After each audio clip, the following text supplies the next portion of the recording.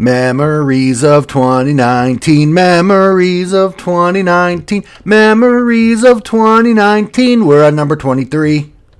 What could it be related to? This is the completion of my Teenage Mutant Ninja Turtles role-playing game collection, which occurred in 2019. I've been collecting these books, the role-playing game books about Teenage Mutant Ninja Turtles, since somewhere around 1988, 1989, and I'm going to tell you a little bit about this story, and then I will build the collection for you as normal. So you're not going to see too much as I describe this for a minute or two, but maybe you will enjoy. Now, Teenage Mutant Ninja Turtles is my favorite role-playing game ever. When I was somewhere around 12 years old, actually when I was around 10 years old, I started going to my local public library every Saturday, and there was a Dungeons and Dragons group that met there. Now, there was an age limit on Dungeons and Dragons that you had to be at least 12 years old to play. So over the first year or two that I used to go to the library, I asked permission, and the librarian Joyce, who was a wonderful soul, she let me just sit and watch, even though I couldn't play until I was 12 and had parent permission. Now, I had some prior experience with role-playing games. The first one I was ever exposed to was James Bond 007 role-playing game. Before I could even really read, in fact, I don't think I could read, one of my friends, John, came over with the base book, and we were sitting on my back porch, and he helped me make a character, and then we never actually played. But I had the sense of what it was, and I don't really know how I learned Dungeons and Dragons, but I went to the library, I watched, and then I begged my parents to buy me the box set, and I bought, I think it was the blue second edition box set of Dungeons and Dragons. And then I bought the red box set, and then I bought the cyan green box set, which was, I think, the advanced Dungeons and Dragons, all before I could actually play. And of course, I sat in my home on Saturdays and other days and just made characters. I had an entire folder full of all different kind of Dungeons and Dragons characters that I never really got to play with anyone, but it was just so much fun to imagine and make these characters. Anyway, fast forward to 1988. Somewhere in 1988, I went to my local library, and the group that played D&D had changed over the years, but it was still going strong, and they were playing a game called Teenage Mutant Ninja Turtles, and I think I was there with my friend Jeff, but I'm not positive of that. And we had no clue what Teenage Mutant Ninja Turtles was. And the people who were playing let us look at the books and make characters. And then we played a campaign. And it was a amazing, amazing thing. It was set in modern day world. And these were basically animals who were walking on two legs. They were basically humanoid, intelligent creatures, but they were animals. So if you have ever played Animal Crossing, imagine playing Animal Crossing and all your characters are vigilantes like Batman and have guns and knives and fisticuffs. Or imagine Rocket Raccoon from Guardians of the Galaxy. You can imagine, the aliens from Star Wars. A lot of the characters, the player characters are mutant animals, and you're in the modern day world interacting with modern day humans and animals alike, and there's lots of fighting, D&D style. So we were exposed to this role-playing game, and I instantly fell in love with this idea. Our characters were mostly unscrupulous or chaotic neutral or something like that. And basically we were I don't even remember what we were supposed to do, but we were wrecking this town. And there was one character with us, the guy playing it was playing a monkey, and he was a lawful good. So he turned us into the police and turned on our party, and the campaign ended with us all fighting each other. But it didn't matter because I was so hooked. And I was also, at that time, lightly aware of Marvel's X-Men role-playing game because we had played that, I think, a week or two before. And that was my first exposure to like Nightcrawler and Bamfing. So, I was collecting superheroes role-playing games and trading cards, even though I wasn't yet into the comics. But Turtles was, boom, I was hooked. Okay, so Turtles was created as a comic book by Eastman, Peter Laird, and Kevin Eastman, and it was black and white. It was published in like the early 80s, and Palladium Books licensed the role-playing game adaptation in 1985, and they came out with a game called Teenage Mutant Ninja Turtles and Other Strangeness. And basically, you would start off with a set of points, they called it Bio-E or Bioenergy, and you would start off by picking an animal. Let's just say an elephant, okay? So you would spend some Bio-E points to change your elephant, to mutate him. And let's say you wanted to go from being walking on four legs to being bipedal. That might cost you 30 Bio-E. I don't remember the numbers. I'm just making this up. And if you wanted to have, elephant hands, which are just like, no digits that you can move, you would either get extra Bio-E back, or you would not spend Bio-E, or you could make fully opposable thumbs and fingers, and you could make his skin tough like an elephant, or you could make it thinner like a human, and you could have that long prehensile trunk, or you can have a non-active trunk, or you could shrink it down to just having a long nose. And all these things would either give you or take away Bio-E points. You could speak or not speak. You could, and then you could spend extra Bio-E on powers like psionic powers and stuff. So there was a whole range of what you could do with these animals. You could make them as humanoid as possible, or you could make them as animalistic as possible. And basically, you could then choose to either be good or bad and go on missions like the Teenage Mutant Ninja Turtles. And it was dark and it was gritty. It was the subject material of those black and white comics. It was prior to the Goofy cartoon show. Back then, the Turtles didn't even have different colored headbands. They were all red or all the same color. And their personalities were similar to what it kind of evolves into, but very different from the cartoon show. Now, Palladium Books made a lot of other things. Robotech, Rifts, Palladium Fantasy, Heroes Unlimited. I loved the system. It was very similar to D20, to the Dungeons & Dragons system. But I really liked the way that you had your combat success rolls a little better. You had opposing rolls from the defender and the attacker. You used percentile dice for skills, and you had, instead of having armor class and to hit roll, they had a different way of dealing with it, and they had hit points, but they also had structural damage capacity.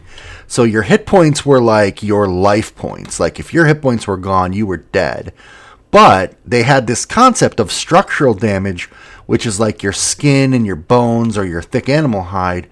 So, like, let's say you got shot in the arm, right? You're not going to lose hit points and die right away. You're going to take structural damage capacity. And if you take enough structural damage, then it would take away from your hit points. And if you get shot in the face or in the heart, it would go straight to your hit points and pierce through your structural damage capacity. So it was kind of like a two-layer system. And I just really liked the way that it worked. But more so, I just loved the theme of the TMNT and playing vigilantes and villains and the setting. The other nice thing about this system was because of the Turtles, right? These were four brothers that were raised from birth, trained together as a team.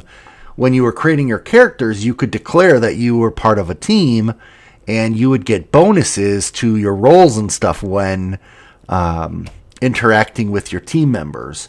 So a lot of the characters that we rolled in TMNT and Other Strangeness were team characters because we didn't min-max per se, but every little bonus helped. So in 2000, Palladium ended its licensing agreement with Mirage Studios, and so they lost the Turtles license, and everything after that was switched from being called Teenage Mutant Ninja Turtles role-playing game to After the Bomb role-playing game, which was mutant animals after a after an apocalypse. That was the setting.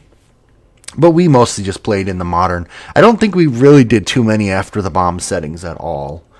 And so when I was at the library, I got exposed to this, and immediately I wanted to get my hands on my own copies of these rule books.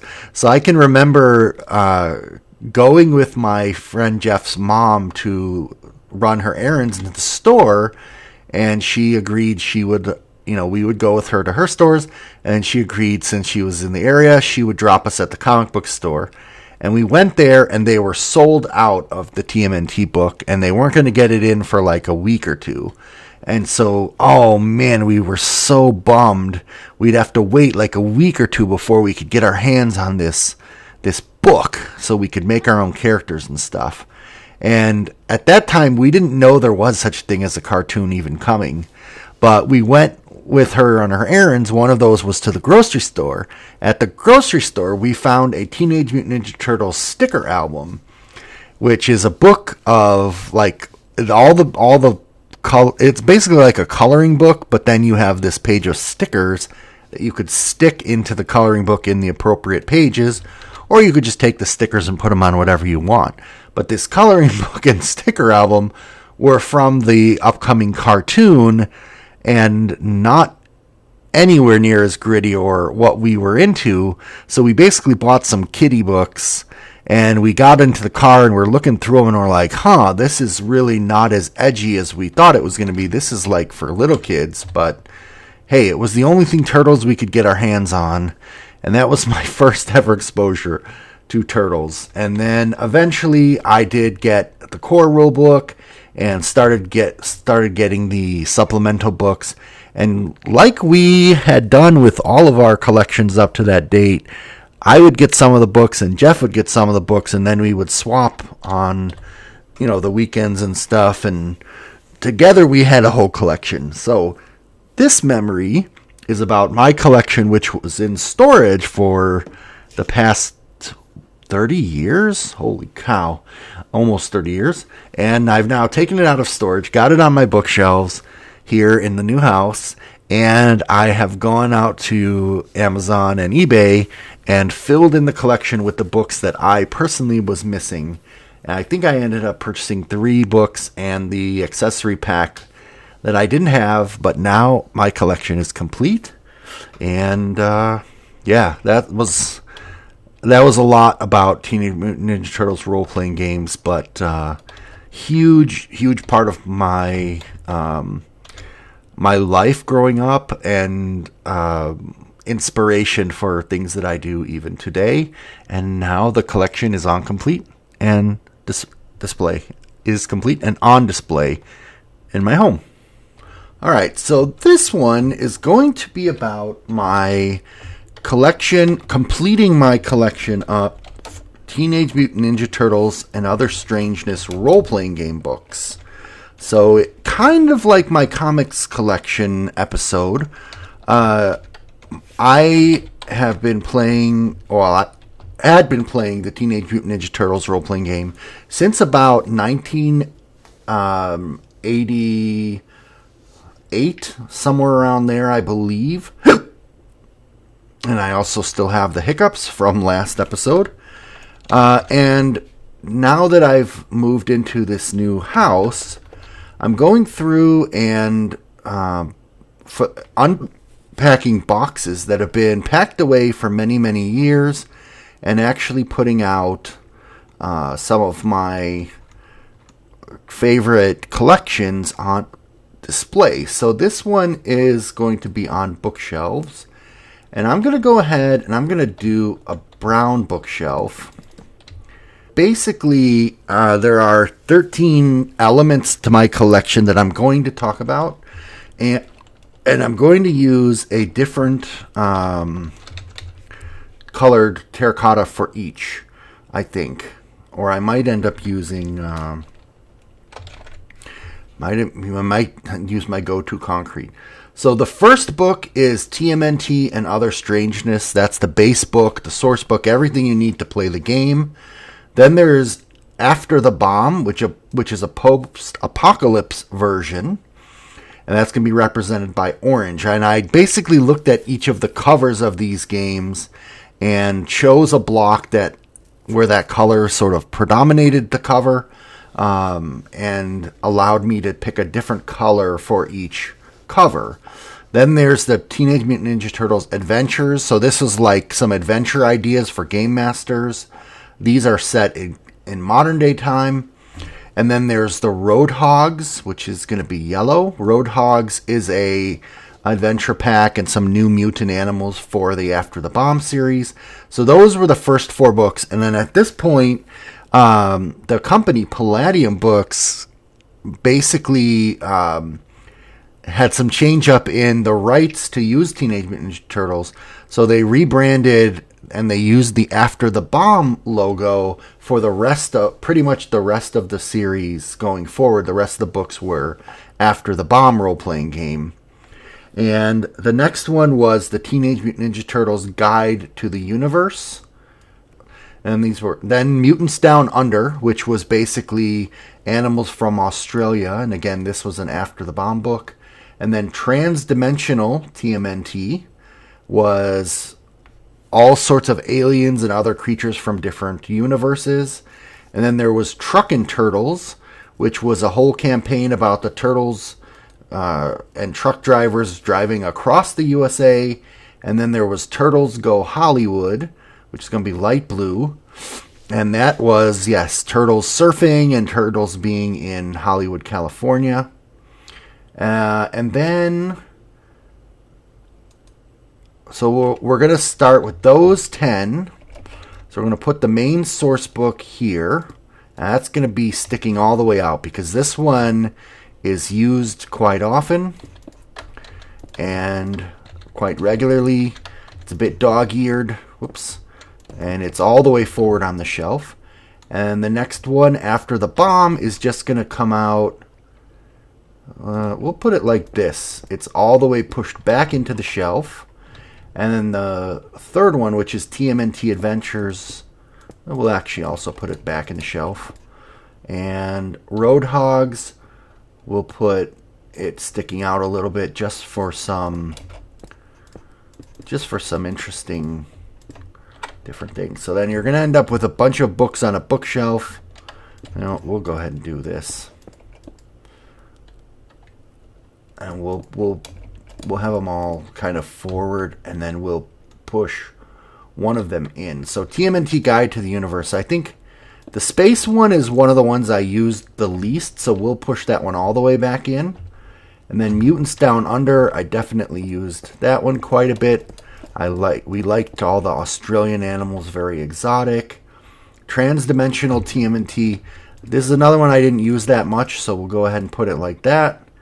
And then the TMNT or Truckin' Turtles. Well, I used this one to run a campaign, but I actually mixed it with this one. I was thinking of having one of these stick all the way out, but I'm not going to do that. This is Turtles Go Hollywood. I think I ran this entire campaign. I think I ran that entire campaign for my players. And then we've got, concrete. We've got the TMNT role-playing game accessory pack, which was like a Dungeon Master screen and a subset of New Mutant characters from the Yucatan. And funny enough, the next full expansion they came out with was Mutants of the Yucatan. So that's going to be lime.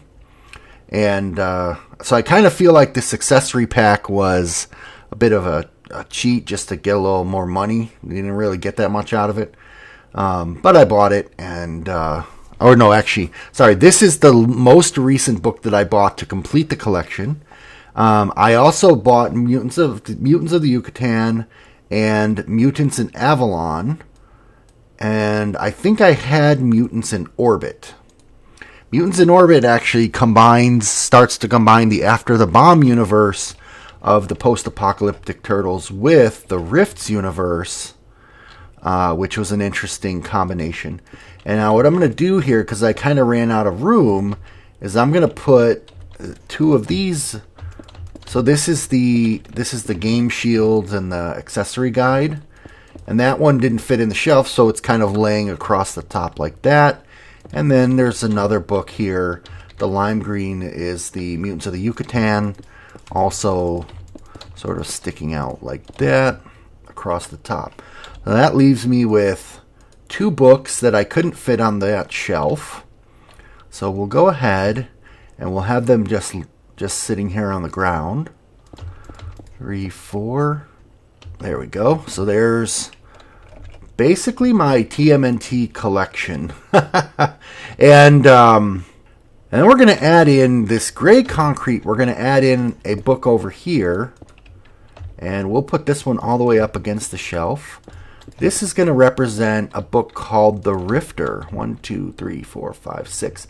The Rifter was basically a quarterly magazine that covered all of Palladium Books' properties. So Rifts, Turtles, Nightbane, Robotech, Heroes Unlimited, any of their games. And there was like kind of a collection. It started off like a fan club newsletter and then just grew into articles, ads, a few little supplemental things. And there's somewhere around almost 100 issues, if not more, of this that came out over 20, 30 years. And I bought a couple of them recently that are related to TMNT and Other Strangeness. So that's what the gray is going to represent. So there is my TMNT and Other Strangeness role-playing game collection. My favorite role-playing game of all time. The one that me and my friends spent the most time playing. So I hope you enjoyed one more memory of 2019. Completing my collection. Hope you enjoyed Turtle Power. 2 more to go. And we're in 2020.